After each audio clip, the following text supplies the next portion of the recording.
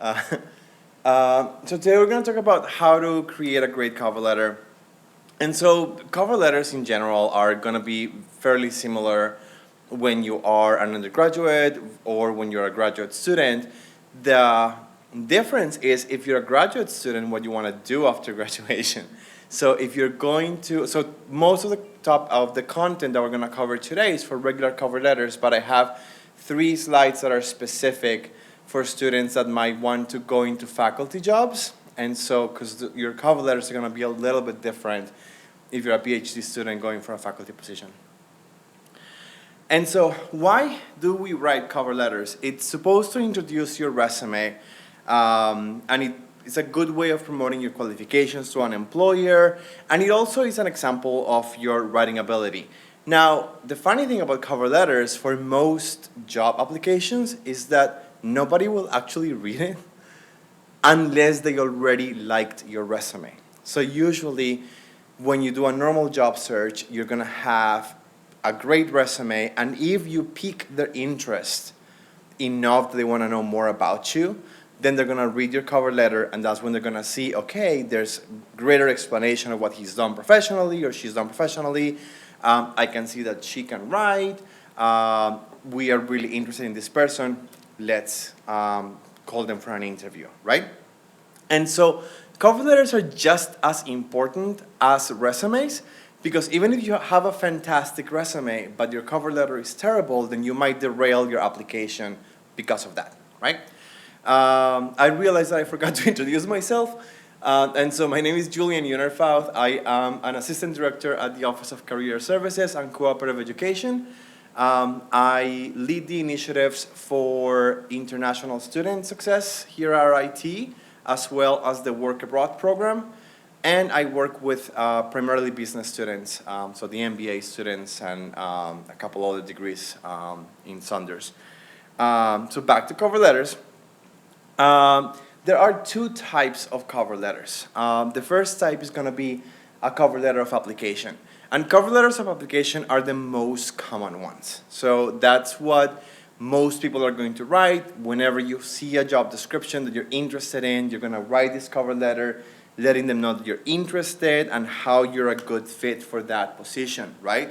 Cover letters must be very customized to the position that you are applying for. Because it's really what's supposed to convey your level of interest and knowledge about the company and the position, right? It's the one that's supposed to seal the deal. They already liked you enough on your resume to look at your cover letter. Now let's make them want to call you for that interview, right? The second type is letter of inquiry, which they don't get a lot of love, but I also think that they can be very important. There are hundreds, thousands of positions out there that are not posted, yeah? Recruiting is done in multiple ways in companies, and sometimes there's, running a whole selection process can be very expensive. And so sometimes doing cover letters of inquiry, if you hit the right people, you might actually be able to find out about positions before they were ever posted and before anybody else is applying and competing for it, right? So when you're doing a letter of inquiry, you're sending them to target companies that you would like to work for, right? So you do your research, you say, okay, these are companies that are ahead in my field, that I think that I can bring a great skill set to them, and they're kind of my dream company, right? Usually they'll be big companies, but they could also be small startups, right? It depends on what you want to do. I was actually having a conversation today with a student that came to walk-ins at the office, and he wants to move to the UK after graduation. And so he was looking on LinkedIn, and he found a company that seemed very interesting to him, and he was like, you know what, I'm gonna shoot my shot. I'm gonna send a LinkedIn message to the CEO of this company, introduce myself, tell him that I'm graduating, that I am very interested in relocating to the UK, maybe going to grad school there, but maybe also find a job. Well, long story short, when he came today, he's had like 3 levels of interviews with the company, and he's meeting with that CEO very soon, probably to get an offer. And so those are the kinds of things that letters of inquiry are good for, right? So you're going to reach out to a company and see what opportunities there might be available. You can also use letters of inquiry for informational interviews. So if you are somebody who's not quite sure what you want to do after graduation or which path you want to go with your degree, you might reach out to people who are in those industries or job titles that seem interesting to you and ask them if they would give you an informational interview where you can ask them about what their job is like, yeah? And that can give you great clearance on what it is that you might want to do with your professional future, but also those a lot of times help find connections that could result into job opportunities later on. When you're doing a cover letter of inquiry, the main difference between a cover letter of inquiry and a cover letter of application is that the application ones, you're going to target it very much to the job itself. You're going to show how you're a good fit for that job. Cover letters of inquiry are going to be a little bit more about what you bring to the table in general and what attracted you to the company in the first place, right? So it's going to be why you're writing up to them, what kind, why the company is interesting to you, but then sharing what your skills are because you don't know what the jobs might be, right?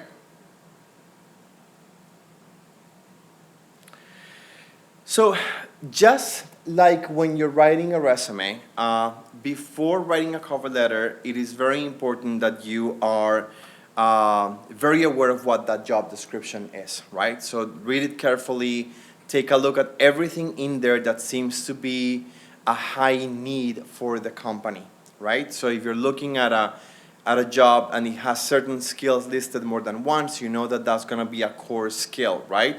Or if you see that there's something that it's like job descriptions are usually divided in core skills and like special skills or things like, we would really like you if you have these skills. And so if you have any of those in that job description, you know that those are things that you want to highlight both on your resume and on your cover letter. And in your cover letter, you are going to want to give examples of how you have used that skill and what you've accomplished with it, right? It's important to also make sure that you think about all of your projects and your professional experience so that you can identify those specific examples. And also to research the company because you need to be able to convey the idea of why you're interested in that company. What makes it a good fit for you, right? Okay. Any questions about this? Okay. So now, what goes on a cover letter? And this is for your typical run-of-the-mill cover letters. We'll go into a little bit more detail for the faculty position cover letters. But your first paragraph is going to be your introduction paragraph. So you're going to talk to or speak about why you want to apply for that position. So first of all, tell them what position you're applying for. A little bit about why you're interested in that job or in the company. And also, it's a good idea to mention how you found out about the job, right? So if it's because somebody recommended that you applied, that's important to say in that paragraph. Like, for example, if somebody from the company said that you know from the company and say, like, hey, you should apply to this position, let the HR people know that this person referred you in that first paragraph. But if you found it on Career Connect, just mention that you found it on Career Connect because then that tells the employers that posting on Career Connect is a good thing, right? And so it's important to tell them that. The second and third paragraphs are going to be the paragraphs where you are going to go into detail about the specifics of how you're a good fit for the job, right? And so that's going to be based in the job description.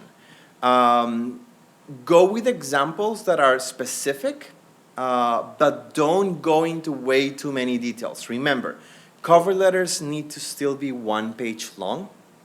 So yes, you can write a little bit more about things than on your resume, but it's not a dissertation, right? It has to be succinct. It needs to be to the point. showing your strengths and the specific skills that are related to the job is going to be what's most important. And while it's good to make direct correlation to things that you're seeing on that job description, don't say things like, I see that you're looking for somebody who's good at this and that. Well, I've done this and that. Because you're wasting a lot of space by saying things that, saying all of that, right? So just go right into, I've had the opportunity, like in my job at this place, I had the opportunity to do this, this, and collaborate with teams on this, this, and that, right? And then you go to the next skill and the next skill. And so you're gonna have, 2, 3, maybe even 4 paragraphs. The number of paragraphs doesn't really matter, as long as it all fits within one page. Now, when you are doing these paragraphs and where you're creating that cover letter, it's also good to know that bullets are okay, right? So if you feel like the best way to summarize certain things or to highlight certain things are by having a couple of bullets within the text of your letter, that's doable as well. And sometimes it's recommendable because it guides the reader's eye to the list. And so that can also just help you out in the long run. Your last paragraph is going to be your closing paragraph, and it's got to be action-oriented. Now, some people will tell you that you need to be a little bit forward and say something like that you expect a call back or that you will be reaching out within a week to find out about the status of your application. Please don't do that. That's very old school. Like most people that are doing selection processes nowadays are millennials. Millennials don't like to be don't like to work under your timeline. They have their own timeline. But also just think about this. For a recruiter, a job search process or finding a candidate for something, it's a project, but it's not the only one that they're doing. So they have project timelines, they have priorities, some hires are more important than others, and so, but they're posting a whole bunch of things on their websites at the same time. So you don't dictate how fast they're going to respond, and similarly know that when you apply to a job, it could take anything from 1 week to 3 or 4 months before you hear back, right? And the reason for that is that different selection processes happen at different times and different companies operate in different timelines. For example, most campus recruiting for the big banks or the big consulting firms happen in the fall, right? And so how that selection process looks like is these recruiters will post positions, they will visit several campuses during the fall, they will receive multiple cover letters and applications from different students, and then after they've done their tour, that's when they start looking at, okay, who do we want to call in for an interview? Maybe we're gonna have a super day and bring a whole bunch of people into the company to have a series of interviews. So those processes can take some time, so be patient. Now, what you should do though in this closing paragraph is 2 specific things. First, express your interest in an interview. And so you can say something like, and also the other one is thanking them for their time. So first things, thank you for taking the time to consider my application. I look forward to an opportunity to discuss this position with you further, right? And then, give them the nod to invite them to call you, right? And so say something like, if you would like to schedule an interview, please call this number or email me at this email address. But the information is already in my resume. Yes, I know, but put it in that paragraph because there's research that shows that when you kind of give that invitation, people are more likely to act in the moment. And so just put it there because it doesn't hurt, right? So this is the format of a cover letter. So Cover letters, it took me a little bit of a funny side story. When I started working in IT, I just assumed that everybody learned in high school how to write formal cover letters. And so, or like formal letters, business letters. And so I would just tell students, it needs to be in a formal business letter format. And then they would give me these things that looked like emails. And I was like, why are you not getting it? And then I realized, like, do you not get taught this in high school anymore? That's how old I am. I learned it in high school. And so this is a formal business letter format, and it has very specific sections to it. So the first section that you're seeing here at the top is called the sender's address block, right? So that's your contact information. You're gonna have your name, your address, your email address, and your phone number in there. It's just gonna be like it's sort of like your letterhead. Now, if you are somebody who happens to have a resume that's sort of designed that you have a nice header at the top with your name that's big and you have your contact information at the top, you could use that same header as if it were letterhead for your cover letter, and in that situation, you wouldn't need the sender's address block because that information is already at the top, right? Now, the second thing that you're gonna see is the date. So you're gonna have the date here at the top, and then you're gonna have the recipient's address block, and that is who the letter is going to. Now, if you know the name of the person that's the recruiter, then that's who you're going to address the letter to. Or if you know who the hiring manager is, for example, that is who the letter is written to. And sometimes that's easy to find out, sometimes it's not. If you're applying to a job at RIT, it's the easiest thing in the world because all of us, every department, we're on the website and it tells you who the directors of every department are and things like that. Some companies aren't as easy. So if you can find that information online, use the name of the person. If you don't, then you can direct it to the department, right? If you know that it's a specific department within the company, you can direct it there, or you can just direct it to the human resources department, yeah? Or simply the company name, right? And so you'll have the company name, then you'll have the address that you can always find on online, and then city, state, and that's that sender's address block. Now the next section or the next part is going to be the salutation. And so if you know the name of the person, it's gonna be Dear Mr. So-and-so or Dear Miss So-and-so, right? Always using their last name, of course. If you don't know the name of the person, then you're gonna say something like Dear Hiring Team or Dear Hiring Manager or Dear Recruiter, depending on who you want to address the letter to. And then you start with the body of the letter. And so that's where those three sections of the letter that we were talking about a little while ago come in handy, right? So you start by saying what you're writing, what you're applying for, then why you're a good fit, and then you invite them to call you back. Now, towards the end of the letter, you're gonna have a complimentary close. And so it can be something like sincerely or respectfully, yours truly, however you like closing your letters. And then you're gonna have your signature. If it's something that you're emailing, it can just be your name typed at the bottom. If you're actually printing it for some reason, you'll still type your name but then sign. I think it's like an extra nice thing if you scan your signature and just put it in the document so that it looks like it's an actual letter, and then you can just turn that into a PDF that you are going to send. Don't send it as a Word file, always as a PDF. All right? Any questions about this format? Okay.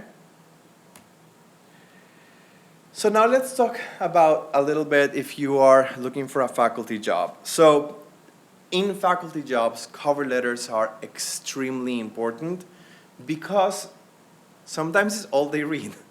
So your CV for a faculty position is going to be very long. It's going to have everything that every degree that you have, every publication, and so it can be several pages long. And so they'll glance at it, they'll take a look at, let's see where he's published, but they're not going to really go into a lot of detail into that. they're really going to read your cover letter. The reason for that is because for every faculty position out there, there's at least 100 applicants. And so the committee has limited amount of time to make decisions on who is coming to an interview, right? For these types of letters, you can go beyond one page. Typically, it's going to be about a page and a half, so don't go crazy. It's not like a 5-page cover letter, because again, these people that are part of the search committee don't have that much time to read through 5 pages. So a page and a half is kind of like the sweet spot for a cover letter. Sometimes when you're applying, there'll be a specific place in the application system to write who your recommenders will be, and that's a specific part of any faculty job search process. There's letter writers. There's people who have to write you letters of recommendation, which is different than a normal job. Usually for a normal job, you have references and they'll call them up. But for this type of job, they want letters of recommendation. And so if you are going to, if the system doesn't have somewhere to say who the recommenders are going to be, that information should be added in the cover letter.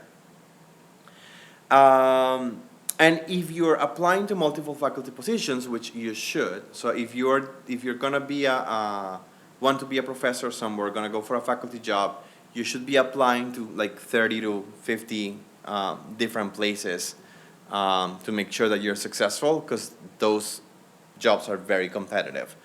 And so you might want to use a service like Interfolio, which is like a dossier service, so that your recommenders upload your letters of recommendation to that system, and then that system will securely transfer the recommendations to whatever institutions you're applying to. Okay?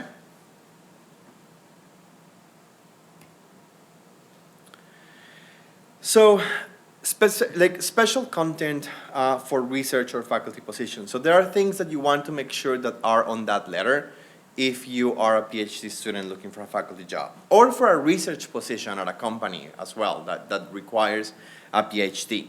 So just like a normal cover letter, you're gonna begin by expressing the job that you're applying for, and where you found out about it, and why you think and why you're interested, right?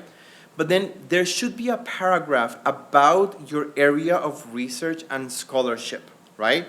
And you need to make sure that you're explaining in a few sentences what your dissertation research was about, right? So that's going to be an important paragraph that's going to set off the tone of your letter. Additionally, it's important to mention where your work has been published, because the quality and the level of the publications where your work is published is something that matters a lot in these types of applications. So just make sure that that you have that. And if you don't have a lot of publications, just try to make sure that you add wording about what's outstanding about your work, or what external recognitions you have gotten about your work. Yeah? Also, explaining any experiences that are relevant to teaching. So if you've been a TA, or maybe you taught a class, but maybe even if you haven't had those types of opportunities, then talking about situations where you had to do presentations, or just speak in public, because that is a component of a faculty job, right? So even if it's a research faculty position, most universities will have you at least on a 1-1 load, right? So you'll do one course per semester, and you need to be able to teach, right? And so just talk about those opportunities. If you are a PhD student, it would be a good idea, if you haven't had a lot of opportunity to participate in teaching activities, find opportunities to do that, even if it's mentoring younger students and things like that, that you can show when you're applying for jobs as proof of your ability to teach others. Yeah? And then also you want to have a paragraph about why are you specifically interested in that university or that institution? So you need to show them how you fit there, right? And so that can be, maybe you know that they are very strong in a field that is your area of expertise, and you know that you will be able to fit in very well with them. But maybe you know that there are some faculty members that are doing some research that could be complementary to yours, and you could collaborate to create even cooler things, right? And so mention those kinds of things. Or maybe there's a research center within that university that you want to be part of. And so mentioning those specific things or specific people that you think that you would be able to collaborate with if you were a faculty member at that university is going to be very important. And some final tips about cover letters. So as I have said multiple times already, tailor your cover letter to the specific job and company. Make sure that while not every part of the cover letter needs to be rewritten for every job, usually there are things that are gonna stay the same. If you have like your research statement, your like teaching information, those things are gonna be the same. But just be very careful that before you send that cover letter, you don't accidentally leave the name of a different company in the cover letter, because I've seen that happen, and that's like not a good thing. So just make sure that you proofread those cover letters before you send them out. I also, if you know that you're starting off from a file that you use for somebody else, and then you're done, use the find, like the control find on your computer to like type the previous name to just make sure that it's not in there somewhere. Make sure that you're highlighting any relevant skills and experiences that are related to the job, right? So anything that you think will help them see you as the right candidate should make it to the cover letter. Show enthusiasm. So companies want to hire people that really want to work for them, right? It's kind of like you need to show them that you kind of have drank the Kool-Aid already. This is a company that I really believe in, or this is an institution that I would really want to work for. And you're gonna do the exact same thing for every company you apply to. So it's not gonna be 100% genuine all the time, but you have to show what about them excites you, right? And maybe different companies will excite you for different reasons, right? And you're applying to them for different reasons, but it's important you convey that so that they can see that you are somebody who really values and believes in the mission of the company. Keeping it concise, as I mentioned earlier, 1 page for regular cover letters, maybe 1.5 for faculty positions. Proofread, we've already said that. Use a professional tone, so don't be casual in the way that you write. So remember, you're not texting your friend. It's a business letter, so you need to use a professional tone. You need to make sure that you're using the right jargon for your field as well, so that you're calling things in terms that anybody in that field will be able to understand.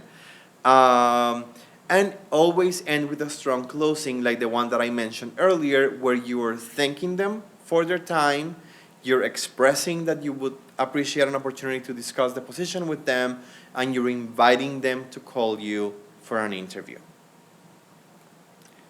And that is pretty much it on cover letters. I just remembered something. Use ChatGPT to help you write your cover letters. Oh, right. Oh my gosh. Into it. So, no, like honestly, so I tried it the other day just to see, because I know how to write cover letters, and so I was like, let me see how good it would look, right? And I gave it a prompt. I explained that I wanted to apply for this type of position, and I said the skills that I wanted to highlight. So if you give it good prompts, it'll write a beautiful letter. And so like, don't be afraid to use technology. Just make sure that you're not just blindly sending them, right?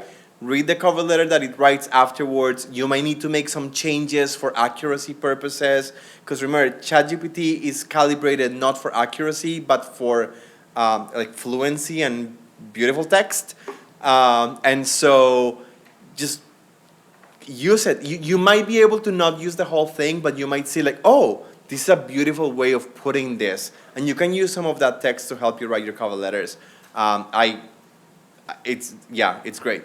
Funny Need story. this presentation next year. Well, no, I mean, but you need to know what you're doing, right? So you can't blindly trust the technology. But like now that you know what's supposed to go in a cover letter, and now that you know what's what a good cover letter is supposed to look like, sometimes getting it from here into the paper is hard, and an assistant like that can be helpful. I actually used it the other day. I had to so I'm running a program, and it's very selective, and so I had to decline some students that weren't gonna be able to be accepted, and I was dreading writing that letter. And so I actually went on ChatGPT and gave it a prompt, and I didn't use the whole thing, but it gave me some wording that was like, oh yeah, this sounds really great. And I used some of that to write a very caring letter explaining that they weren't selected to for the program. And so yeah, it's a good tool if you don't trust it blindly, but just use it as ideas, or this might be a better way of putting this.